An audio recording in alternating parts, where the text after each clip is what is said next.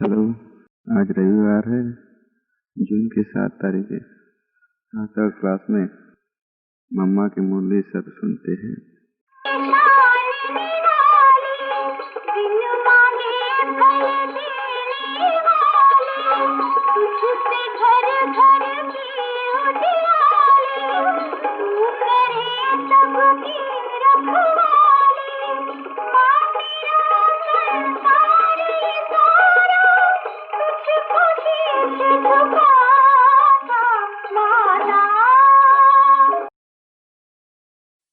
ओम शांति। जब अपने परम पूज्य बाप की महिमा को जाना है तो साथ साथ अपने भी महत्व को समझा है नहीं। हर एक ने अपने अपने महत्व को, ऐसे नहीं है कि जिस बाप के अभी हम बने हैं उसकी महिमा साथ साथ हम अपने महत्व को भी उनके महिमा के साथ जानते हैं। तो अपना भी नशा चढ़ना चाहिए कि हम भी ऐसे बाप से अपना हक लेने वाले वंशावली है। उनकी वंशावली है तो वंशावली को कम नशा होना चाहिए। तो वंशावली, हम किसकी वंशावली हैं, तो हम वंशावली को भी अपना नशा रहना चाहिए कि हम उस बाप के हैं जिसके द्वारा सर्व प्राप्तियां अभी प्राप्त करते हैं। फिर कोई भी प्राप्ति की आवश्यकता नहीं रहती है। हाँ, ऐसी कोई अप्राप्त वस्तु नहीं रहती जिसको फिर प्राप्त करने के लिए कुछ ख्वाहिश भी रहे। भगवान को भी याद करने की जरूरत नहीं रहती है। तो इतना हम इस बाप से अपना हक कहें, अपना वर्षा कहें, पाकर करके ऐसे हम ऊंच बनते हैं। तो अपना भी नशा दिमाग में रहना चाहिए कि हम इस बाप के द्वारा अपना इतना ऊंच हक पाने वाली वंशावली है। तो कम नहीं है। सब जितनी भी वंशावलियां है, जितनी भी होती आई है, उनमें सब में अभी हम ऊंच है। क्योंकि ऊंचे थे ऊंच भगवान की हम वंशावली, तो हम भी तो ऊंच हो गए ना। तो ऊंचे थे ऊंच भगवान सिर्फ नहीं बैठ के महिमा गानी या सुननी है, लेकिन साथ साथ अपनी भी महत्व को समझना है। लेकिन महत्व समझने के पहले अपने को देखना भी है कि बरोबर हम उनके फरमान और आज्ञाओं के ऊपर पालन करने वाले हैं, तभी तो नशा चढ़ेगा ना। अगर हम प्रैक्टिकली जो बाप का फरमान है और जो उसकी आज्ञाएं हैं उनका पालन करते रहते होंगे तो नशा बैठेगा और वंशावली कहने का भी हक भी तभी रहेगा। बाकी ऐसे ही नहीं है कि खाली यहाँ बैठे तो बस हो गए, नहीं। प्रैक्टिकल चाहिए ना। हमें सच्चे बादशाह के सच्ची है बच्चे, तो फिर हमारी प्रैक्टिकल जीवन भी उनके फरमान और आज्ञा के अनुसार प्रैक्टिकल चाहिए। तो प्रैक्टिकल जो होंगे उन्हों को अंदर से लगेगा और नशा भी उन्हों को बैठेगा कि सच सच हम उस बाप के अभी सच्चे हैं, उनके पूरे फरमान और आज्ञाओं के ऊपर चल रहे। तो ये तो हर एक की दिल की शायदी हर एक को अपने से आती होंगी और हर एक को अपने से पूछना है, लगती है कि बरोबर जो बाप की फरमान और आज्ञाएं हैं उनके ऊपर हम पूरा पूरा अटेंशन दे करके अपनी पैरवी करने का पूरा प्रयत्न रख रहे हैं और रखना चाहिए। और ऐसी भी नहीं है कोई डिफिकल्ट है, कोई मुश्किल है। बहुत मुश्किल क्या है बताओ? क्या कहता है? कोई मुसीबत की बातें थोड़ी कहता है। उनका महिमा ही है मुश्किल को आसान करने वाला। ऐसे गाते थे नहीं भक्ति मार्ग में कि जबकि वो मुश्किल को आसान करने वाला है तो फिर वो क्या हमको मुश्किल देगा कि मुश्किल ऐसे करो। कोई मुश्किल बात नहीं है, बिल्कुल आसान और कमल फूल समान। यही है बाप जो हमको घर गृहस्थ में रहते कमल फूल समान रह कर करके और अपना हम इतना उच्च स्टेटस बनाएं, उसकी बैठ कर करके युक्ति बतलाते हैं। ऐसी किसने नहीं बतलाई? बताई जो भी मार्ग बतलाने वाले हैं। देखो सन्यास मार्ग है तो भी घर बार छोड़ने की बात रही, लेकिन इसमें तो कोई ऐसी बात नहीं है। इसमें हमको कंप्लीट भी बनाते हैं बाप, और फिर सहजी सहज कुछ छोड़ने का नहीं है। बाकी छोड़ना, गंदगी छोड़ना कोई छोड़ना थोड़ी कहा जाता है। पांचों विकारों को छोड़ना, गंदगी छोड़ना, तो गंद किचरा तो घर से निकाला जाता है। नहीं रोज सफाई नहीं करते हो घर की? किचरा निकालते हो, घर का किचरा गंद जो होता है साफ सुफ करना। उनको थोड़ी कहेंगे कि ये चीज हमने बहुत कोई अच्छी खोई या हमने कोई छोड़ी। हाँ, उनको छोड़ना तो कहेंगे नहीं। तो ये भी तो एक्स्ट्रा चीज हमारे में गंदगी आई हुई है ना। तो अगर बाप भी कहते हैं हमको निकालने के लिए अथवा छुटकारा पाने के लिए, तो कोई हमारी काम की चीज या कोई हमारी कोई ऐसी चीज है जिसके बिना हमारा गुजारा नहीं हो सकता है, ऐसी तो बातें है ही नहीं। ये तो एक्स्ट्रा आई थी नहीं। हम बड़े स्वच्छ थे और ये चीजें हमारे में थी नहीं। ऐसे नहीं कहेंगे कि ये अनादि थे, सदा से चले आए, आज कैसे छूटेंगे, ऐसे भी नहीं कोई सोचे। कहीं सोचते हैं कि ये तो सदा से, ये तो देवताओं में भी चली आई, तो आज कैसे छूटेंगी। पर तो ये बड़ी मूर्खता हो जाएंगी अगर कोई अभी भी ऐसे समझते हैं तो। ऐसा नहीं था। ये हमारे जीवन में, मनुष्य जीवन में जिन्हों का नाम देवता था, देवता कोई खास तो नहीं थे ना, हम ही मनुष्य थे। कोई 3 आंखें वाले या 18 भुजाएं वाले मनुष्य नहीं थे जिन्हों को देवता कहने में आता था। नहीं, हम ही मनुष्य देवता कहलाते तक जब ये प्रकृति नहीं थी। स्वच्छ थे हम, स्वच्छ थे तो देवता कहलाते थे, अभी स्वच्छ नहीं तो असुर कहलाते हैं। बस फर्क है नहीं इसी का। तो ये तो एक्स्ट्रा चीज आई नहीं हमारे में, तो आई अभी उसी को निकालना है। तो कोई काम की चीज नहीं निकालते हैं, कोई काम की चीज छोड़ते नहीं है ना। बाप का फरमान कोई काम के चीज के छोड़ने की है। वो तो कहते हैं घर गृहस्थ, ये तो अनादि है। घर गृहस्थ में तो देवताएं भी थे, वो तो मैं छुड़ाता भी नहीं हूँ। अगर छुड़ाता हूँ तो उसमें जो गंद किचरा आया ना, उसकी मैं स्वच्छता ले आने के लिए फरमान करता। ये गंद किचरा एक्स्ट्रा है, इसी से तुम्हारा घर गृहस्थ ही बिगड़ा है। नहीं तो तुम्हारा घर गृहस्थ तो बहुत अच्छा था। उन्हीं का नाम गृहस्थ था, उनका नाम ही गृहस्थ व्यवहार प्रवृत्ति जिसका नाम था। तो प्रवृत्ति में पवित्रता थी, तभी प्रवृत्ति नाम था। अभी प्रवृत्ति थोड़ी है। ऐसी प्रवृत्ति तो जानवर भी चलाते हैं। हाँ, बच्चे पैदा करना, उसको खिलाना पिलाना, बिजनेस धंधा करना, वो चिड़िया नहीं करती हैं। देखिए है ना। हाँ, जाएंगी ले आएंगी, अपने बच्चों को खिलाएंगी करेंगी, इतना काम धंधे तो वो भी जानते हैं।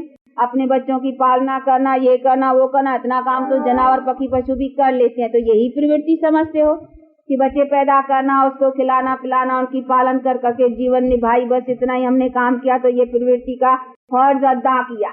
ऐसे समझते हैं नहीं कि ये फर्ज है। बाप कहते हैं बच्चे इतने ही थोड़े फर्ज है, इतने फर्ज तो जानवर पक्षी पशु भी कर लेते हैं। फिर क्या उनका गायन नहीं करते हो, को फर्ज अदा करते हैं? ये तो सब करते हैं। ये तो हर एक का चीज का चलता ही है।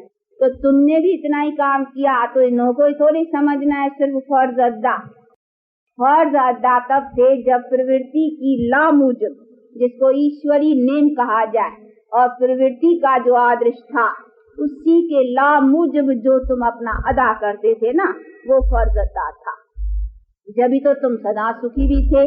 अभी फर्ज अदा पूरा नहीं करते हो तो दुखी हो, अशांत हो, और कई बातें हमारे प्रवृत्ति में जो होनी चाहिए न होने के कारण में दुख और अशांति आता है। तो यही सभी कारण है। इसीलिए बाप कहते हैं कि मैं तुम्हारी प्रवृत्ति को ही बनाने की युक्ति बतलाता हूँ, और प्रवृत्ति का ही आदर्श क्या है वही बनाने का मैं लक्ष्य देता हूँ। इसीलिए मैं कुछ बिगाड़ता थोड़ी हूँ। हाँ, कुछ बिगाड़ा है? कुछ नहीं। लेकिन वही चीज हमारी लायक बनाता है। जो हमारी अभी लायक नहीं है, गिर चुकी हुई है, उसको बैठ कर करके बाप अभी लायक बनाती। तो ऐसे बाप के द्वारा अपनी प्रवृत्ति का आदर्श ऊंच बनाना और उनकी पूरी जो कुछ आए आज्ञा है फरमान उसी के लिए पालन करना। हमारी प्रवृत्ति बिगड़ी है, कोई उसकी प्रवृत्ति नहीं बिगड़ी है। हाँ? बिगड़ी भी हमारी है। हमारे ही बिगड़ी को संवारने के लिए वो बैठ कर करके ये यत्न बतलाते हैं। इसीलिए कहते हैं आप अपने को बनाने के लिए क्यों नहीं कोशिश रखते हो? बिगड़ी भी आपकी है, मैं तो और आया हुआ हूँ तुम्हारी बनाने के लिए, कोई मेरा तो कुछ नहीं बिगड़ा है, मेरे में तो कोई फर्क नहीं पड़ता है। न मैं बिगड़ी में आता हूँ न संवरी में मुझे आना है। बिगड़ा भी तेरा है, संवरना भी तेरा ही है, और मैं हूँ संवारने वाला। इसीलिए तुझे जो बिगड़ी है जिसकी, वो अपने संवारने के लिए क्यों नहीं ये उचित पुरुषार्थ करते हैं? तो करना चाहिए ना। और बड़ी सहज बातें हैं, इसीलिए ऐसी सहज बातों को अच्छी तरह से प्रैक्टिकल में लाने के लिए पूरा चलना चाहिए। बाकी इतना ही समझना कि बस हमने बच्चे पैदा किया, उनको खिलाया पिलाया, लायक किया, शादी कराया, फलाना कराया, उनको लायक लगाया, बस ये तो सबके लग जाते हैं। हाँ, जानवर पक्षी पशु सब लग जाते हैं, तो ये कोई फर्ज अदा थोड़ी है। इसमें अपना मान या इसी में अपना समझना कि हम बहुत कुछ कर लिया, हमने सब कुछ अदा किया, या हमने सब कुछ गृहस्थ की पालना पूरी की, इन्हीं को थोड़ी कहा जाता है। नहीं, वो तो तभी थी जब उनमें कोई भी ऐसी दुख और अशांति की या कोई भी हमारी जो ईश्वरीय नियम के मुताबिक हमारे में पूर्ण होना चाहिए, उन्हीं में कोई ऐसी बातें नहीं होती। इसीलिए बाप कहते थे वो चीज बनाने के लिए अभी मैं प्रयत्न बतलाता।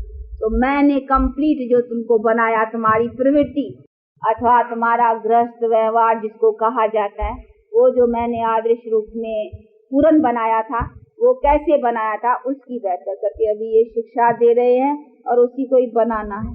तब हम भी अपने प्रवृत्ति में पूर्ण सेटिस्फाई रहेंगे। अभी सेटिस्फाई नहीं है ना, है कोई ना कोई बातों की अशांति और दुख आता ही है। इसीलिए बाप कहते हैं कंप्लीट, यथा राजा रानी तथा प्रजा, सब सारे संसार में तथा दिवी, जानवर पक्षी पशु किसका भी हम दुख कभी न सुने न देखे। ऐसा संसार मैं बनाता हूँ, और ऐसे संसार में तुम सदा सुखी कैसे रहो, उन्हीं की मैं बैठ करके ये यत्न दे रहा हूँ। तो ये लगता है ना, कुछ आता है नहीं ख्याल में अच्छी तरह से। भूलते तो नहीं हो, ऐसे तो नहीं किया अभी तक किन्हों को कोई संशय हो ऐसी बातों में, तो ये इम्पॉसिबल है। जैसे जैसे कई समझते हैं कि ये तो कभी ऐसा संसार दुनिया हो ही नहीं सकती है जिसमें पूर्ण सदा के लिए सुख हो, ऐसे कई समझते हैं कि ये इम्पॉसिबल है। लेकिन इम्पॉसिबल अगर है तो फिर ऐसी आश हम क्यों रखते आते हैं कि हम सदा सुखी हैं? फिर तो समझना चाहिए आश भी फजूल है। जो चीज इम्पॉसिबल है, कभी हुई नहीं है, तो फिर आज भी हम होने के लिए ऐसी आश क्यों रखते हैं? इतने बेचारे माथाकुटी करते नहीं, दुनिया के इतने नेताएं, दुनिया के इतने बड़े बड़े ये सब इतनी माथाकुटी करते चले जा रहे हैं, तो उसी आश में जा रहे हैं नहीं, कि विश्व की शांति हो, विश्व पर सुख हो, विश्व पर सब कुछ अच्छी तरह से हो, सब खाने पीने रहने चलने में सब में सुखी हो। ये सब प्रयत्न काय के लिए? इसी के प्रयत्नों में ही सब चले जा रहे हैं। लेकिन कभी तो कंप्लीट भी होनी चाहिए ना, कि खाली करते करते ही चले जाने, यही दुनिया होती है। कभी दुनिया कंप्लीट भी होनी चाहिए जिसमें हमको फिर इन बातों के यत्न करने की आवश्यकता ही न हो। ऐसी भी कभी दुनिया की स्टेज होनी चाहिए ना। तो बाप कहते हैं है, ऐसे नहीं कहेंगे नहीं है। इन्हीं का नाम हेवन, इन्हीं का नाम स्वर्ग, सभी भाषाओं में कहते हैं ना। हेवन कहते हैं, स्वर्ग कहते हैं, विश्व कहते हैं, सभी भाषाएं वाले अपने अपने नाम में कहते हैं। तो चीज है जरूर कोई, लेकिन कभी कैसे किसने बनाई, किस तरह से बनती है, वो अभी अपन जानते और उसका प्रैक्टिकल अभी अनुभव करते जा रहे हैं, और उसी के लिए अपना पुरुषार्थ है। तो नई बात है नहीं, भले सब कहते आते हैं उसी के भेंट में नहीं है, लेकिन वो प्रैक्टिकल चीज किसी ने नहीं बनाई। इसीलिए कहते हैं अभी ये बनाने वाला स्वयं सर्व समर्थ बाप आया हुआ है। इसीलिए कहते हैं ऐसा काम और किसी ने नहीं, इसीलिए उसके भेंट में कहते हैं ये अलग। ऐसे मत समझो जो दुनिया काम करती आई है या दुनिया में जो कई करते आए हैं ये भी उन्हीं में से ही है, क्या ऐसा ख्याल न करे कोई।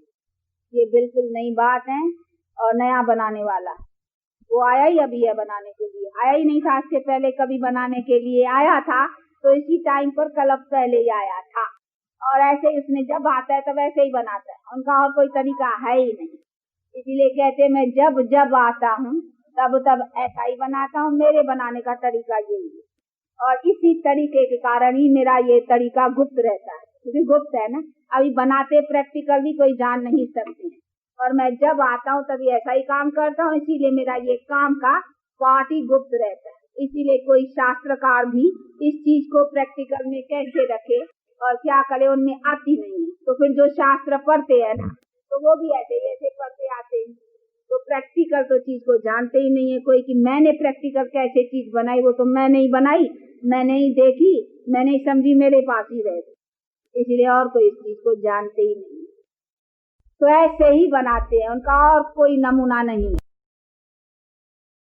क्या नमूना हो सकता है? बनाना मनुष्य को है, उनको खुद अपने को नहीं बनाना है, बनाना हमको है, हमारे लिए ही उनको इतना तरीके सब लेने पड़ते हैं, इसीलिए उनको तरीका लेना है हमारे को बनाने के लिए। तो हमारे नमूने से बनाएंगे ना, अपने नमूने सर्वसमर्थ है तो अपने शक्ति या अपने तरीके से थोड़ी बनाएंगे हमारे ही तरीके से, क्योंकि हमको कर्मों से बनना है, इसीलिए उनको हमारे नमूने से बनाना है कि कैसे मनुष्य कैसे बनता है। तो हमारे नमूने, क्योंकि हम तो कर्म के आधार पर बनने वाली चीज है, हम दूसरी तरह से बन ही नहीं सकते, ऊपर से ऐसे ही बन के आए या कहाँ से कैसे ही बन जाए, नहीं, हमारा नमूना ही ऐसा बनने का है कर्मों से, क्योंकि हम कर्म क्षेत्र पर आने वाली आत्माएं जो जीव के साथ संबंध रखती हैं, जीवा आत्माएं, वो बनती कर्मों से, बिगड़ती भी कर्म से है, बनती भी कर्म से, हमारा है ही कर्म का चक्कर। इसीलिए हमको कर्म में चक्कर में आने वाली आत्माओं अथवा जीवा आत्माओं को बनाने के लिए उसको उसी नमूने से बनाना पड़ेगा, और तो कोई तरीका नहीं। इसीलिए कहते हैं यही नमूना है मेरा और यही तरीका है, और कोई है ही नहीं। और उसी में जो जानते हैं, जो समझते हैं, जो मेरे द्वारा बनते हैं, वही बन करके अपना सौभाग्य लेने वाले हो ना। सौभाग्य भूलते तो नहीं हो ना, देखना यहाँ तो हाँ करते हो, फिर यहाँ से थोड़ा ही जूता बाहर पाने के ना, बस वहाँ तक वो नशा गिरने लग जाएगा। सीढ़ी की जितनी वो उतरते जाएंगे, वो नशा भी इतना उतरते जाएंगे। हाँ, ऐसा होता है बहुतों का, तभी बतलाते हैं, ऐसे नहीं कहते हैं खास कोई किसी के लिए, लेकिन ऐसा होता है। जहाँ बैठते हैं सुनते हैं तब तो जरा पारा चढ़ता है, फिर पारा उतरता भी जल्दी है, परंतु ऐसा होना नहीं चाहिए। होता है, क्यों होता है? क्योंकि ये माया का भी थोड़ा है ना, अभी तो माया के बीच में बैठे, इसीलिए माया जरा वो पारा चढ़ा रहने में जरा अपोजिशन करती है, और करना उनका भी फर्ज है जरूर। वो न करे तो फिर युद्ध का कैसी गाई जाए? हमारी भी युद्ध है ना, किसी के साथ तो लड़ाई, हम किसके साथ हैं, वो भी हमारी अपोजिशन तो जरूर होंगी, लेकिन उसका मतलब होंगी तो हम हारते ही रहे, ये भी बात नहीं है ना। हमको उसके ऊपर अभी विन भी करनी, ये ख्याल रखना है कि जीतना भी अभी है, अगर हम हार खाते रहेंगे तो हारे ही जाएंगे। इसलिए जीतने की बाजी भी अभी लगानी है, तो अपनी जीत प्राप्त करने के लिए पूरा पुरुषार्थ रखना है, समझा?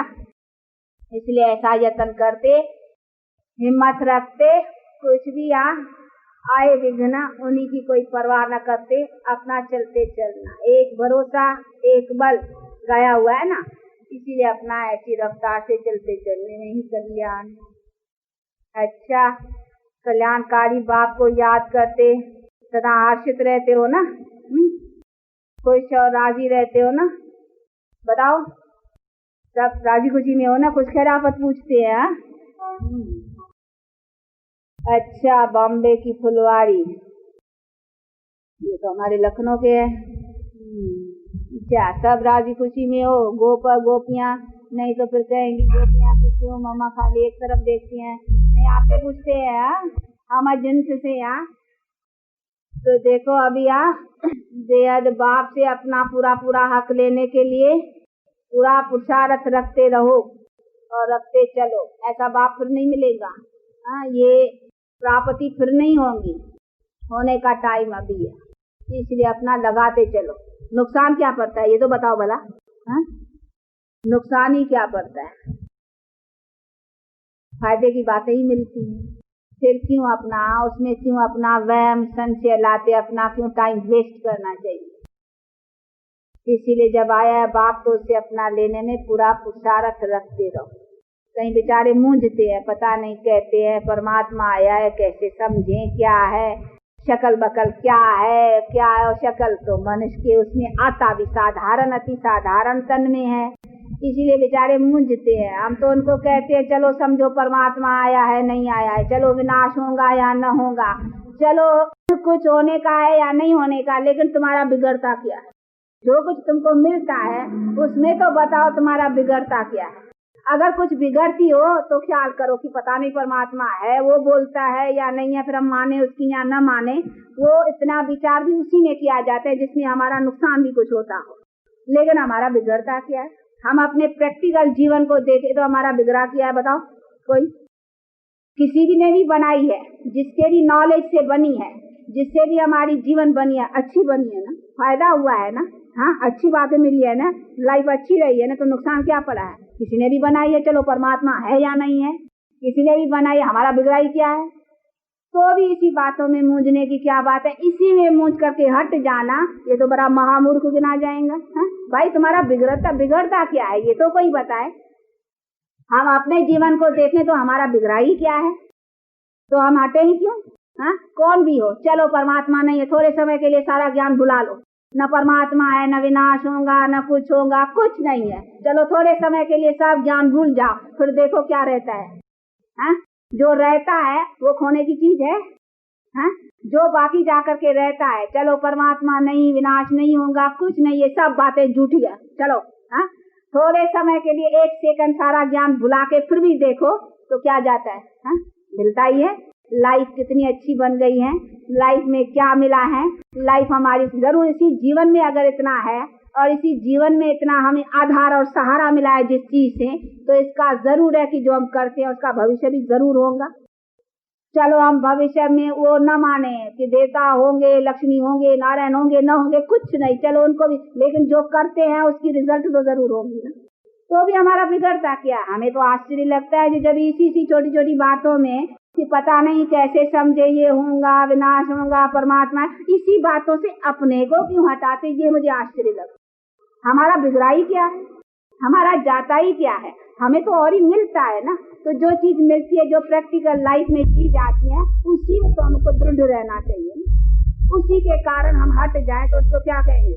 हाँ मूर्ख तो पहले ही है, लेकिन फिर भी इतना प्रैक्टिकल चीज देखते, कहते नहीं कुछ आंखें से देखें, कुछ प्रैक्टिकल देखे, तो प्रैक्टिकल देखो ना। प्रैक्टिकल जो जीवन में चीज आती है, आप अपने हर एक अनुभव से पूछो, कुछ तो जीवन में समझते हो ना। पहले क्या थे, अभी क्या थे, पूछो काकू भाई। देख लो फलाने फलाने फलाने किसके नाम कितने ले, हाँ तो देख लो जो जिन्होंने के जीवन में परिवर्तन आए हैं और सच आए हैं, वो अपना देखे, जिन्होंने सच पाया है। बाकी तो जो आते हैं ऐसे ही खाली थोड़ा बहुत, तो उसकी तो बात ही नहीं है, लेकिन सच हम तो अपने अनुभव के आधार पर कहेंगे ना। तो हमारा क्या बिगड़ा है, हम अपने से पूछते हैं हमारा गया ही क्या है, हमारा बिगड़ाई क्या है। बहुत अच्छे है, बहुत अच्छी जीवन, बहुत अच्छा जीवन में रोशनी मिली है, अच्छी जीवन बनी है, उसका असर आया है और प्रैक्टिकल आया है, तो हमारा बिगड़ाई किया। तो फिर क्यों हम ऐसी बातों से फिर हटने की कोई बात आती है? चलो भगवान ने न बनाई, किसी ने भी बनाई ना, बनाई नहीं मतलब बनाई, तो फिर बाकी क्या है? उसी में मूंझना या उसी में हटना या उसी में थकना या उसी में लाना, ऐसी बातें क्यों होनी चाहिए? इसी पर आश्चर्य लगता है जब कई ऐसे हट जाते हैं चलते चलते, तो और उसी के ऊपर तरस पड़ता है कि हाय हाय, ऐसी अपनी उतनी ऊंच तकदीर बनाने का ये सब तरीका जो मिल रहा है, इससे ऐसे क्यों हटते हैं? कौन भी हो बनाने वाला, कुछ हो न हो, लेकिन हमारी जीवन तो बनती जा रही है और बनती है, उसका ये तो जरूर है कि जो हम करते हैं सो पाएंगे भी जरूर। इसमें हमारा जाता ही क्या है? तो भी पता नहीं क्यों हट जाते हैं, ठंडे हो जाते हैं, कभी ये हो जाते हैं। होते हैं ना कैसे? ठंडे होने वाले जरा सोच लो, थकने वाले जरा सोच लो, संशय में आने वाले जरा सोच लो, मूंझने वाले जरा सोच लो। तो इसमें क्या बिगड़ता है? इसीलिए जरा सावधान हो जाओ और अपने बाप से पूरा लेने में पूरा रह जाओ। अच्छा अभी टाइम हुआ है, आप लोग भी सवेर में आते हो, बहुत बैठते हो, थक जाते होंगे, जाने में भी देरी पड़ती होंगी। अगर कोई ऐसी दिक्कत होती हो, टाइम वाइम कुछ हो, तो सवेर कर सकते हो, हम तो सवेर आ सकते हैं, कोई ऐसी बात नहीं है। इसीलिए जिसको जिस तरह से, क्योंकि अपना है ही सहज मारे और घर गृहस्थ में रहते सब, इसीलिए तो भी सबकी की जो मेजॉरिटी होती है नहीं सब बातों में, एक दो की तो बात को तो भी जो सहज सबकी बने, ऐसा कुछ हो तो। बाकी ये पढ़ाई बड़ी अच्छी है, इसकी स्टेटस बड़ी अच्छी है, इससे बड़ा बल अच्छा मिलता है। ये तो अनुभव के आधार से देखते जा रहे, देखने वाले आती हैं, दिखाई नहीं है। बाबूराम नाम है। अच्छा, बाबूराम, ये तो हमारा पुनवान है। जयपुर, ये लखनऊ, बॉम्बे भी ऐसा स्थान है जहाँ तहाँ से कुछ न कुछ आते जाते रहते हैं कि ये भी बड़ा स्थान है, आना जाना बहुत करके होता है।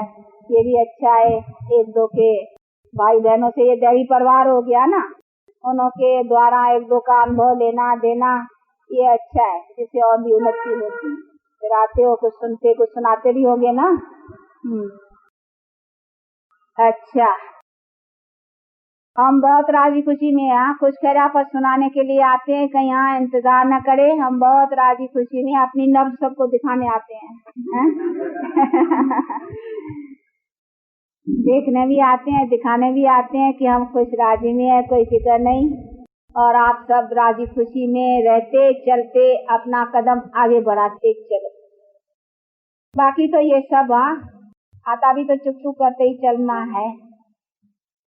कुछ योग बल से, कुछ कर्म भोग से, कुछ किसी तरीके, कुछ किसी तरीके, क्योंकि कई जन्मों का खाता है, इसीलिए उनको चुकाने में हर तरह से कोशिश करनी है। इसीलिए कोशिश करते अपना खाता चुका, क्योंकि आगे खाते ले न जाएं, वो डंडों से चुकाना वो बड़ा इंसल्ट की बात है।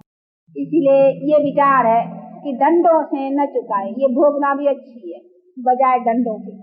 डंडा तो इंसल्ट है ना, इंसल्ट से ये भोगे, क्योंकि भोगने में फिर भी सहारा बल, उसमें हिम्मत आती है। भोगने में तो नहीं आएगी ना, उसमें डर सजाओं से भोगने में तो जरा कठिन होता है, और इंसल्ट से तो इसीलिए समझते हैं कि कुछ योग बल से, कुछ शाख से, मतलब यहाँ ही चुकाए। तो इसीलिए यहाँ चुकाने में अच्छा है बजाय आगे ले जाने से। ले जाने में फिर इंसल्ट, दंडों से तो दंड खाना और मारपीट से अच्छी बातें थोड़ी। इसीलिए इंसल्ट कभी अच्छी थोड़ी होती है। इंसल्ट तो उसको कहेंगे इंसल्ट, ये है विद ऑनर, चलते अपना चुकाते रहना। तो ऐसा चुकाते आगे बढ़ते रहना। इसीलिए शिक्षा समझानी तो सब मिलती रहती हैं। जितना जितना योग को बढ़ाते रहेंगे तो योग का भी बल मिलता जाएगा, ज्ञान का भी बल, योग का भी बल, प्रैक्टिकल धारणाएं का भी सब बल, ये सब जमा होते फिर आगे बढ़ते चले। तो जमा करना है, अभी जमा करते जाओ। जमा का ख्याल अच्छा रखो कि हर तरफ से जमा होता जाता है। खाली बैठा हूँ तो भी याद से, सहज है नहीं तरीका, उससे भी कमाई है, जमा करो। ज्ञान से भी किसको धन दान करते हो, सेवा करते हो, ये सर्विस करते हो, तो भी कमाई। जितनी कमाई कमाई कमाई, और कमाई अति सहज है। अपना खाली अटेंशन रखना है और कुछ बात नहीं। अच्छा।